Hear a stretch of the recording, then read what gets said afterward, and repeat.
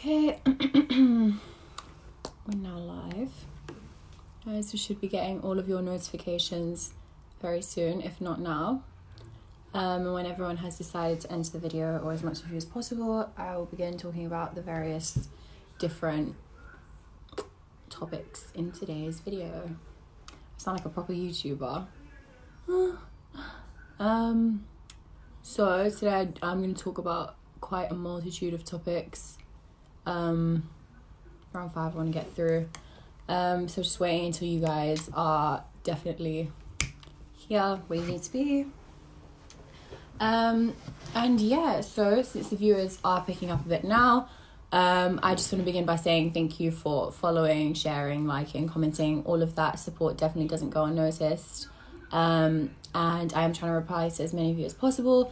If you haven't already, follow my YouTube channel as well. It should be in the link in the description box down below after this video ends.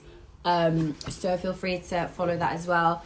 We are trying to hit I think it's like around 1 million subscribers, which would be great. So yeah, feel free to do that. So in terms of talking about the game, it was a terrible game by Arsenal. Absolutely horrible performance. Yeah, took the words right out of my mouth. Obviously losing to Sheffield United on Monday night 1-0 was horrifying. I don't think there's another word for it. It was absolutely detrimental. The guys were definitely not on their best game, definitely not on their best efforts at all. And I did want to do a video after the game, so obviously I did want to do a reaction video, but I literally just couldn't not stomach it, but I was fuming. I was so angry at the way that they handled it, how we scored, just losing in general. And I knew that you guys also felt the same. So I just kind of wanted to spare us all of that anger. And I figured I might as well do the video a couple days later. So obviously I am quite angry still today. It was our chance to get back into third position. But after that, we are stuck in fifth, which is... I mean, it could be worse, but it does suck, really. I didn't see the point of it. I think it was absolutely horrible. I'm guessing all of you feel the same. I'm getting loads and loads of comments from you guys saying that it was absolutely horrible. Such a bad performance. I think Emery gets it wrong more often than not, definitely. I think right now, in my previous videos, I was saying about how we should give him a chance, and we should believe in him, blah, blah, blah, blah. Literally, he's just proving me wrong almost every video. So all of you guys are like, we definitely should remove him. Honest to God, I am trying to forget that game as much as I possibly can, so I'm trying to get my mind off it. But I definitely do think that the coach is to blame as much as the team. It is definitely a tactical issue on that side in terms of coaching, in terms of Emery himself as the manager of the team.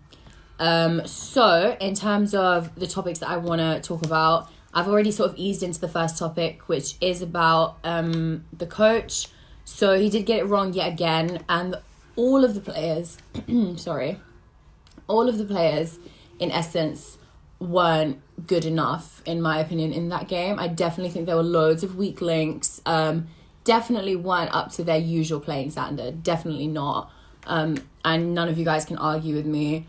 There was plenty of possession, but there was absolutely nothing to show for it. So in terms of chances, not enough were being created. All the players realistically would get a 5 from me as a rating if we were talking about rating scales and stuff. Xhaka was absolutely terrible. Saka had his worst game, I think, possible. Definitely horrible. Aubameyang literally was absolutely non-existent in this game, which I thought was absolutely absurd.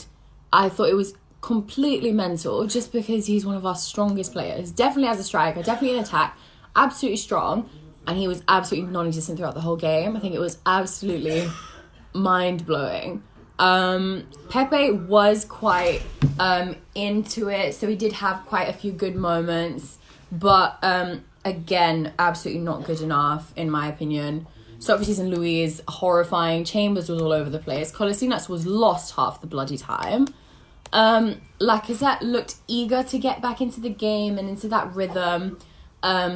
but like I said, he did really lack that sort of power, that rhythm. It didn't merge well.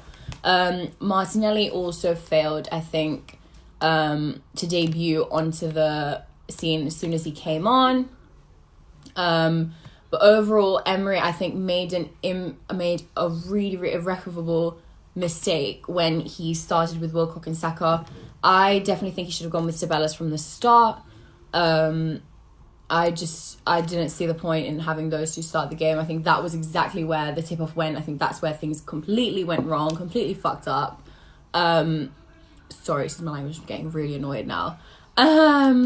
Also, I wouldn't mind seeing Martinelli and Tierney from the start. I think they did bring quite a lot of more power to the team, and I think it would be great to see them actually begin the game. But that's my opinion. Obviously, you guys possibly have different, whatever going on, just let me know down below in the comment section. Jacko's not a captain, game changed once he came off. I definitely see your point. I think he was absolutely horrifying. I'm not even going to get into that. I'll just get so annoyed. Anyways, so in terms of the second topic that I do want to talk about, I do want to give credit to the home team of Sheffield United.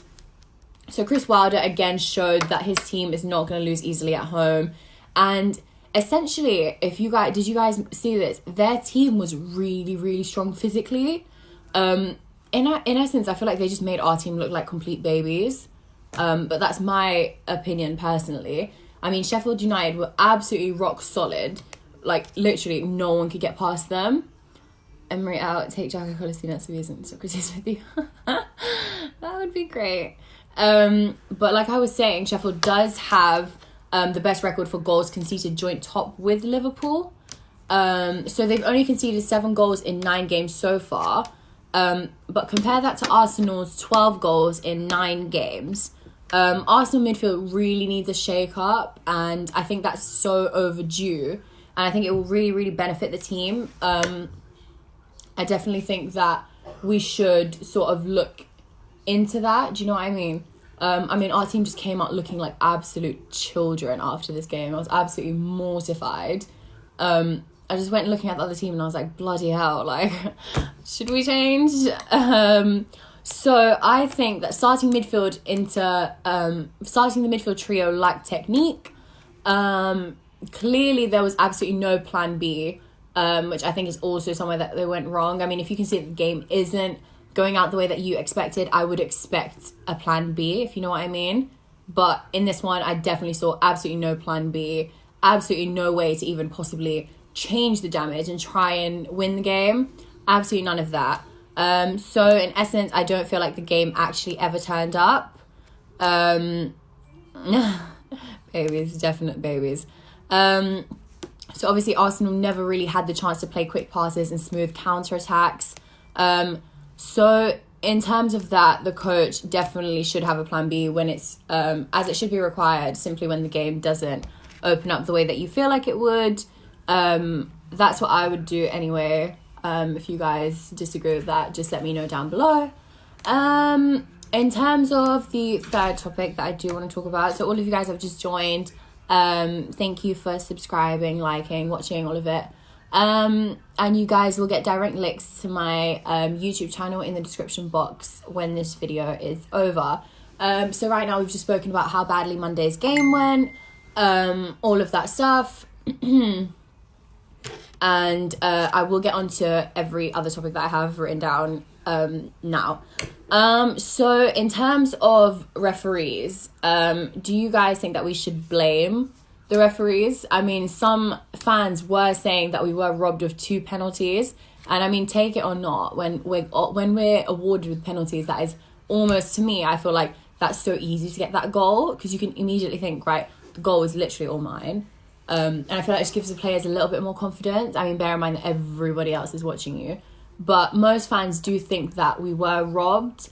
In terms of Ozil, you guys are asking me. I have absolutely no information on him as of yet. I will let you guys know, though. There was apparently 2 that everyone seems to be really annoyed about. So Socrates is one in the beginning of the game. And then it was basically the Greek defender that crashed to the ground. But Mike Dean thought that it wasn't a penalty. personally, I saw that to be really kind of weird. I mean, should have been. I feel like in another game it would have been completely different. Saka also thought that he was fouled in the box and he deserved a penalty. He did get a yellow card for diving. So in terms of that, just let me know exactly what you guys think. So I've had loads of people messaging me saying that the referees are to blame.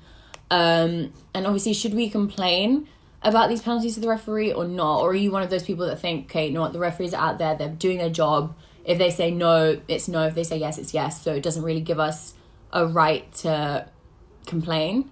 Are we going to stay on top four? Honestly, the way it's going, I have absolutely no idea. It's literally like a 50% chance. So in terms of next games for us, Thursday night is at home against the Portuguese team, and then Sunday afternoon, because I saw lots of messages, it is at home against Crystal Palace. So I, obviously, as a whole team, we definitely do need to win those two games. I mean, literally no doubt about it. We definitely need it. So in terms of that, let's just hope that we do. And back to my YouTube channel, just if you go like and subscribe, I'll be eternally grateful. And you guys will just get constant updates, all of that stuff. And I will definitely talk to all of you guys very soon. Thank you all for your support, and have a great night until I speak to you guys again later.